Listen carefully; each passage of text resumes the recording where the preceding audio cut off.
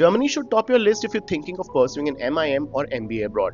The colleges are high on rankings and graduate employability. They're great employment prospects. The market is not as saturated as the US or UK, and most importantly, it will cost you way less than most countries. So, to make our application process smoother, we went on ground in Berlin, Germany, and spoke to Mansi about the whole process. She's an Indian student currently studying Masters in Management from ESMT Berlin, one of the most reputed German B schools. In today's video, we delve deeper to know more about Germany as a country for MBA or MIM courses.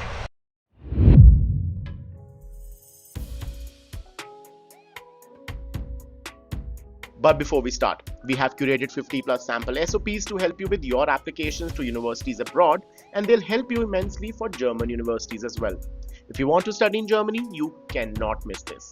So go to the pinned comments or the description box for the link to download, that too for free.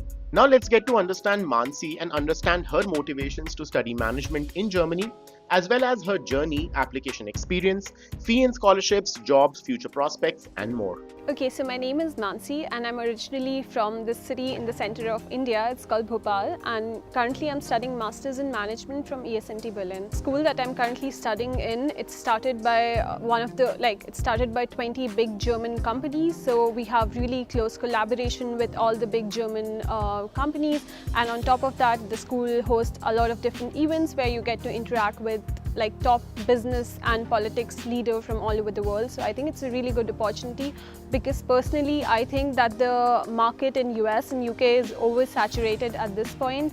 So like when you go there, you have to face, if not more than same level of competition like you would in India. So I think Germany is still an under-tapped market, so I think it's a really good opportunity. Most German B schools follow the same admission process as B schools in the UK and US, but the entry requirements can be a bit more relaxed. But that does not mean they aren't high on rankings or credibility. Admissions are usually made on the basis of your undergraduate degree, work experience, English language scores, GMAT, GRE, the standard drill. However, what makes German B schools truly stand out is they are much more relaxed in terms of entry requirements, unlike the UK and US B schools. For my course specifically, there were 2 exams that I had to give. One was for English proficiency, which was TOEFL or IELTS both, like you can choose any one of them. And the second exam that I gave was GMAT. It was not compulsory, but I think it always comes as like addition to your profile, and the score definitely helps you to get different kind of scholarships. So I also gave GMAT as well. But other than these 2, you need to have like a good degree from India. It could be either in engineering like me, or it could be like a management degree.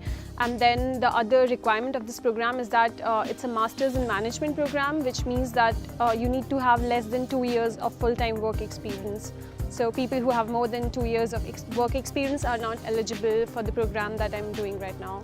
Coming to the documents which were required for me to get a student visa in Germany and for this program, is that first I need transcript of my from my university. But I think that's changed now, because now there's a system called ATS. So you need to send your mark sheets to this organization in India, and then they give you like an ATS certificate, but that was not valid at my time. So like university transcript, then you need like admission letter from the university, and on top of that, one of the main important documents that you need is blocked account. So before coming to Germany, you need to deposit, I guess, around like 11,000 euros into a blocked account, which you will get once you are here. So I think that's like one of the main things that you need.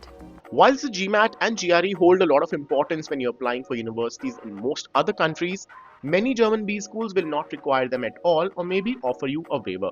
And guess what? That applies to IELTS or TOEFL too. Given you have your UG degree taught in English, you can request a waiver.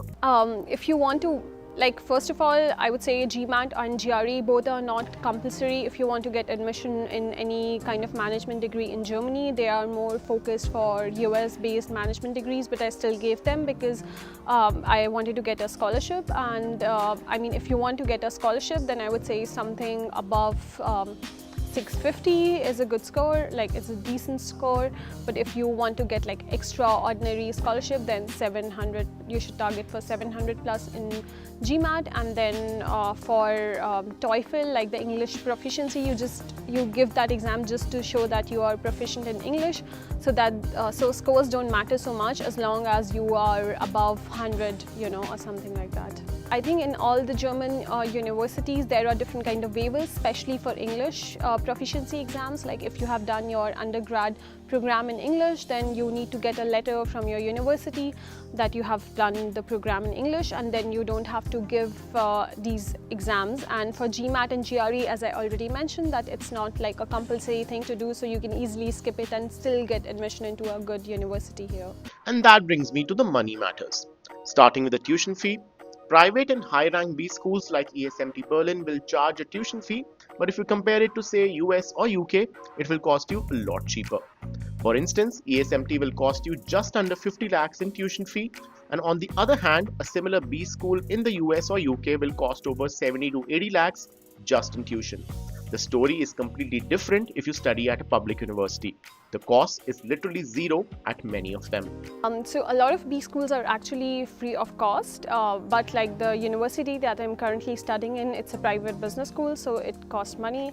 And like my tuition fees at my time was 29,500 euros, but now they have increased it to 32,000 euros. But like this is the absolute fee. You can get certain kind of scholarships if based on your profile. Living will be also comparatively cheaper in Germany. Cost of living in Berlin is 20% lower than in London and 32% lower than in New York. Rents 53% lower than London, 66% than New York. Groceries 10% lower than London and 36% than New York. Overall, you can expect to spend 1,000 to 1,500 euros a month in Germany as a student, but in the UK and US, the figures are much higher. It actually depends from person to person basis, and it also depends hugely on which city you are living. So when I was living in Berlin, I would say the average rent for me was around 600 euros per month, and then like other expenses included, I would say you should have like minimum of 1,000 euros per month for your living expenses, like with a student lifestyle. But if you want to have, like if you shop too much or if you party too much, then of course you need more money. But like to live like a student, I think 1,000 euros is okay. Also, there's good news. German B schools that charge a tuition fee also offer plenty of scholarships to offset a lot of it.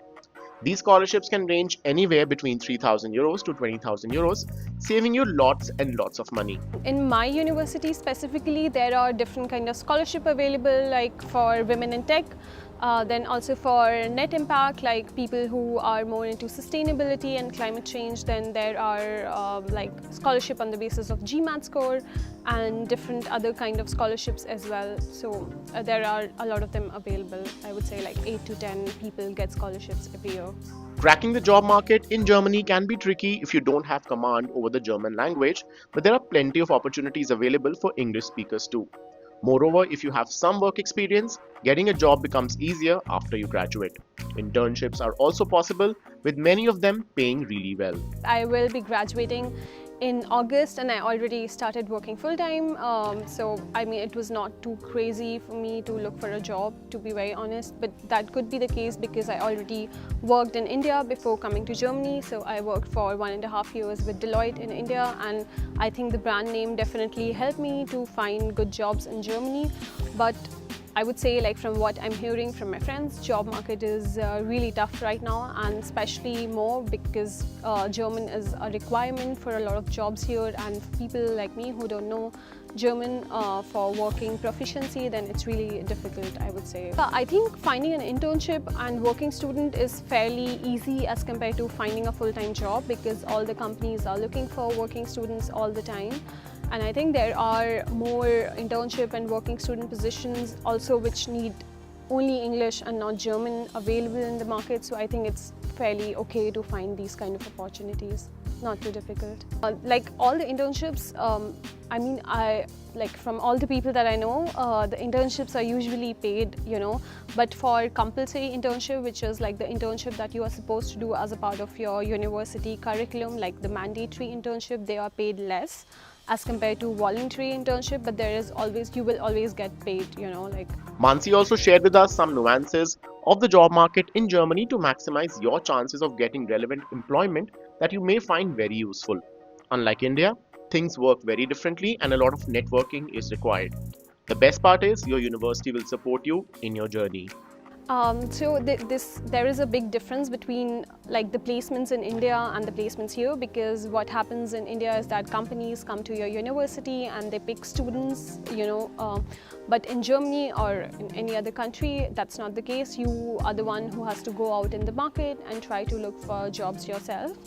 But I would say if you are like a proactive person and if you reach out to people, you have a good network, then I think it's fairly okay to find jobs, and especially because there are so many jobs available on LinkedIn, and if you have a good profile, people are willing to refer you or something, then I think it's rather okay. Hope you found this conversation with Mansi helpful. If you're looking for good B schools that rank high on the league tables, are accredited, affordable and offer practical exposure, don't eliminate Germany from your list. Top graduate career opportunities, friendly visa regulations, great standard of living, and the biggest economy in Europe makes Germany the next best destination to study abroad. Thank you for watching, and let us catch up in the next video.